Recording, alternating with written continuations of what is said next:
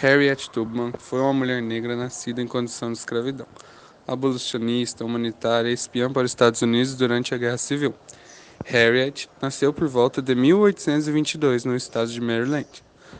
Devido à falta de registro de data de nascimento, existem divergências sobre o de Aramita Mint Ross, primeiro nome de Harriet Tubman. Por isso, o mais aceito atualmente é de que tenha nascido entre fevereiro e março de 1822. Seus pais eram escravizados em uma plantation chamada Thompson, no estado de Maryland.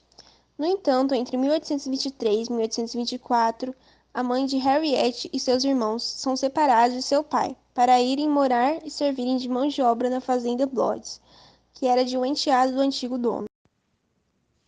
Com apenas 6 anos de idade, Harriet já trabalhava emprestada para outros fazendeiros próximos. Nessa época, ela começa a adquirir as primeiras cicatrizes que recebia de seus patrões. Entre os 12 e 15, ocorreu um episódio na vida de Tubman, que deixa sequelas para a vida inteira. Ela é atingida por um pedaço de ferro que foi jogado por um capataz que tentava impedir a fuga de outro cativo. A lesão causou dores de cabeça, ataques epiléticos, poderosas atividades visionárias e de sonho e crises de hipersônia que ocorreram durante sua vida inteira. Em uma dessas visões ela diz: "Eu flutuava, livre e leve como um pássaro, percorrendo campos e passando sobre as montanhas. Chegava até um rio, onde era recebida por mulheres amorosas vestidas de branco." Como uma cristã devota, atribuiu suas visões e sonhos vividos a premonições de Deus. Sua mãe lhe contava histórias da Bíblia, e a que ela mais gostava era de Moisés, que tirou seu povo da escravidão e os libertou. Assim pensava Harriet em fazer o mesmo, desde muito pequena. É importante situar também que Harriet nasce no período em que o tráfico transatlântico de escravizados já é abolido na forma de lei, tornando fundamental maior vigilância dos escravizados para que não fugissem. Entre os 15 e 20 anos de idade, Harriet retorna à fazenda em que seu pai se encontrava, e ele lhe ensinará dicas de sobrevivência essenciais que um dia ajudariam Harriet a escapar. E lá trabalhou como doméstica, bem como mão de obra tanto no campo como no porto, e também como lenhadora. Em 1844, casa-se com John Tubman, um homem livre, e a partir deste momento adota o nome de Harriet e o sobrenome do marido. Essa relação era complicada, uma vez que se Harriet gerasse filhos, estes seriam tratados como escravos. Portanto, sabe-se muito pouco sobre os motivos do porquê John Tubman não acompanhou Harriet nessas primeiras tentativas de fuga. Em 1849, com 27 anos, Harriet foge por medo de que fosse vendida para pagar as dívidas do seu patrão, que falecera naquele ano. Harriet e dois irmãos conseguiram fugir. Alguns dias depois, porém, a esposa de Broads publicou um anúncio oferecendo uma recompensa para quem os encontrasse. Com medo da retaliação, os irmãos de Harriet voltaram para a propriedade da família Broads, obrigando Harriet a também retornar.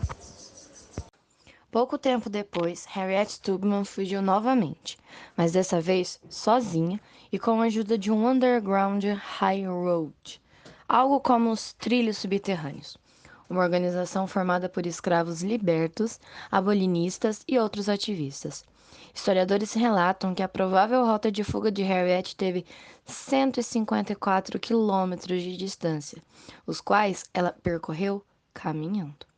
Como fugitiva, Harriet organizou missões para salvar famílias escravizadas, fazendo inúmeras viagens em condições adversas e durante a noite.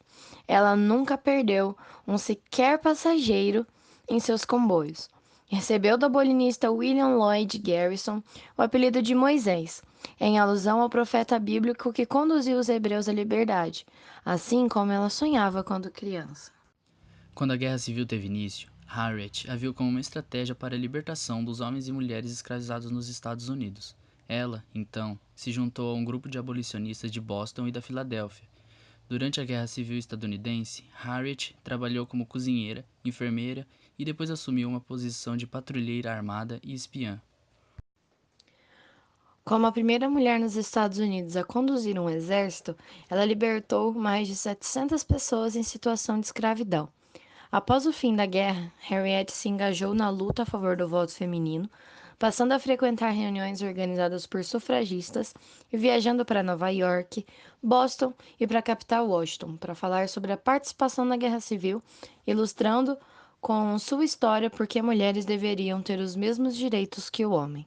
As diversas contribuições de Harriet Tubman às causas das mulheres e da população negra acabaram a deixando sem dinheiro, e quando se viu muito doente, Harriet foi internada com pneumonia em uma instituição para cuidados de pessoas idosas que ela mesma havia ajudado a fundar anos antes.